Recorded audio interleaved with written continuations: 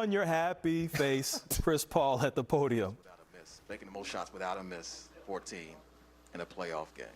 When you hear that number, is this just, it was needed tonight for you to do that, or how do you even take that in? Yeah, we needed it.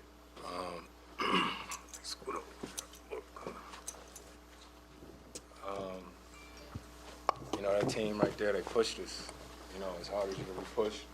And I think it might have been over, at some point in the second quarter, at some point or something like that, I told Coach, I said, I'm going to get aggressive. And then coming out the third quarter, I sort of saw how the game was going. I think we was down 10, so I knew I had to try to sort of force the issue. Curious, just what was it like to have Devin back? It's real nice. It's real nice to have him back. You know, all the pressure they've been doing, you know, all series, especially the last 3 games. It's a little bit different when you got him out there on the court. You know, and I think that's what helped us that last, I don't know how much time was left, but he was on that left wing, and I don't know if they forgot, didn't realize who he was, but I looked over and saw how they were shifted, and that was probably the biggest shot of the game. Which I was going to follow with Devin. When you saw the shift and you're open, are you like, oh, I know the ball's coming, it's just a matter of getting it in my hands? Yeah, kind of like what C said. It caught me off guard too. Just, you know, you don't really get clean looks like that, and he threw it, I shot it. You know, simple as that. How'd you work your way into this game with the hamstring? Coach was saying the game plan was to start the second half to go with Cam, and he said almost started a fist fight. He was joking, of course, but yeah. But how would you feel like you worked your way into the game? Really just making sure my body was ready. You know, I was confident in it. You know, I tested it. Got some good work in yesterday, and you know, I knew the adrenaline was going to kick in, and it was time to go. You know, this is a big game for us. Now we just sit back and wait to see what happens in this Utah-Dallas game. Look what you got on under the jacket. You see it, man. I know it is. Yeah, man, yeah. That's crazy. Yeah. We saw you smile when you saw the shirts. Is it just kind of amusing to you, something like that? Nah, it's really a beautiful thing, man. It's respect at its highest level. You know, I don't know. I've never been a entertainer or performer, but having 15, 20,000 people chant your name, that's pretty impressive. So, good for Jay. You know, people that didn't know his name before they went to the game know it now. So it's a beautiful thing. You played a role in acquiring those shirts? Nah, actually, I seen all the red shirts out when I was warming up. I looked over and I spotted it. And then the people that left that brought them. And then I sent Jay Jack on a mission. And he went, they had him under the seat. So I thought they only had 2, but they had like 8. So I was like, oh, I'm going to take a couple of these. And yeah. A question for both of you. Monty just said it was like an enough is enough mentality at halftime in terms of the effort in the first half. Did you guys feel that response necessary in the second half? Yeah, they showed us a couple clips at halftime where their energy and their effort. You know, I think everybody came into halftime and realized how much Larry Nance had impacted the game. You know, we knew Alvarado. We knew he was going to be picking up, you know, high energy. You know, he was a fan favorite. He played hard, but it wasn't enough. You know what I mean? So we had to match that energy. Look, I know you've seen Chris Paul do this time and time again, but maybe not this good. I would say nobody's seen this 14 for 14. It was the first time for all of us. I mean, you've been able to watch him take over a couple games in this series in the fourth. Just being able to have that kind of guy as your teammate come out here on the road in this kind of environment. What can you say about that? I mean, I just say it gives you the, you know, utmost confidence playing alongside him, knowing he's going to take care of the ball, knowing the ball is going to find the right person on time, on target. 3 turnovers. Did you? Oh, you owe me 100 then.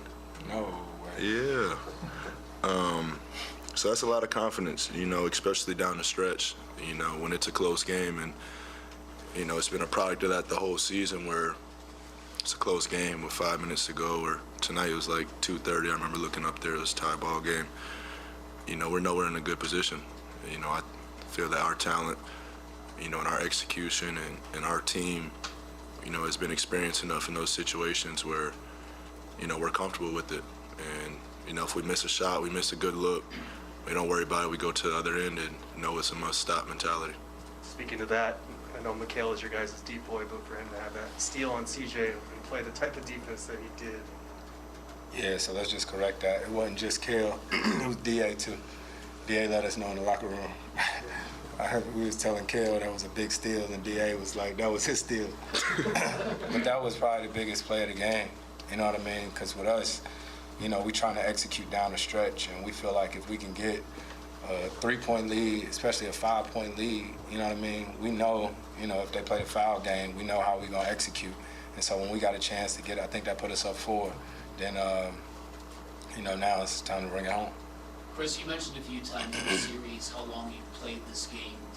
Is tonight special, given how long you played, but to do it here, to not miss a shot? Oh, man, it's unbelievably special. You have no clue what it's like for me to walk in for the game, right? Like everybody that works back here and all this, these people part of my family.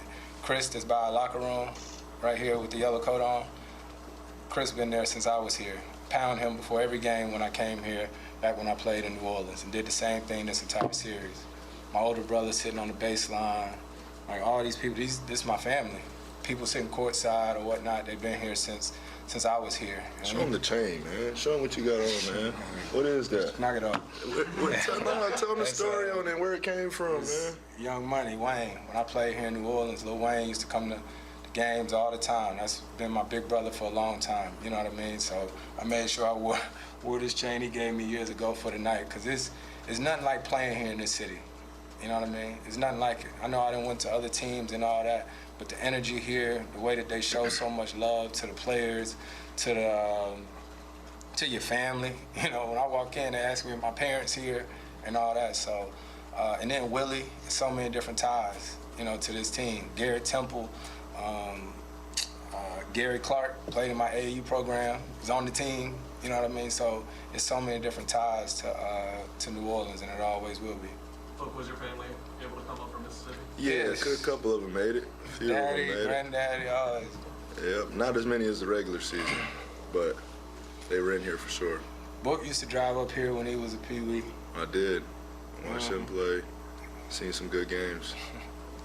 Chris, is it in your mind at any point in the game that you haven't missed? No clue. I had no clue till. All right, we are having some technical difficulties in New Orleans. However, you see the bracket on the screen. Phoenix victorious, as we heard Chris Paul and Devin Booker. They are still speaking at the podium, so we'll get that taken care of, and we'll get you back here. Well, you know what? Nothing like live television. We fixed the problem. Now we're going to send you back to New Orleans. You know, but they would sort of let me get to my spots and shoot it. What, were you aware? I was not. That's what I said after the game. I was not aware at all. I believe in the heat check, though. 14 for 15 looks a lot better than 14 to 14 to me. He gonna heat check even if he ain't hit 5 in a row.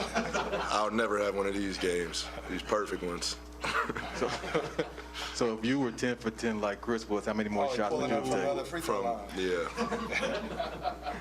Seriously. Yeah, I'll see. I was just going to ask just both of you, though, on a serious note. So both of you hugging Willie after the game, and he obviously had tears going. What was that like for you guys? I mean, I don't think people ever really understand that relationship with me and Willie. I'm not in Phoenix if not for Willie. He's the first person that ever even knew about me even having a thought of coming to Phoenix. You know what I'm saying? Like, he a coach, but that's my teammate, my brother, first and foremost.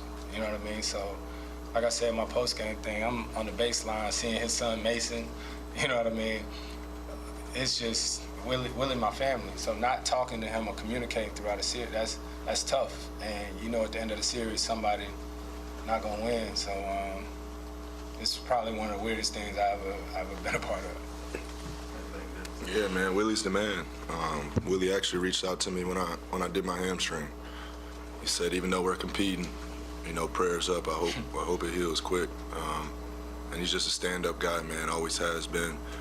You know, our relationship doesn't run as long as theirs has, but you know, last year we got to know each other, you know, very, very well. And, you know, I spent a lot of time on the court and just picking his brain, understanding his IQ for the game and trying to learn from it.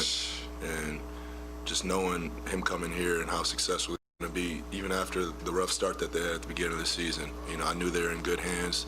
I knew they had somebody to band around, and Willie's that guy.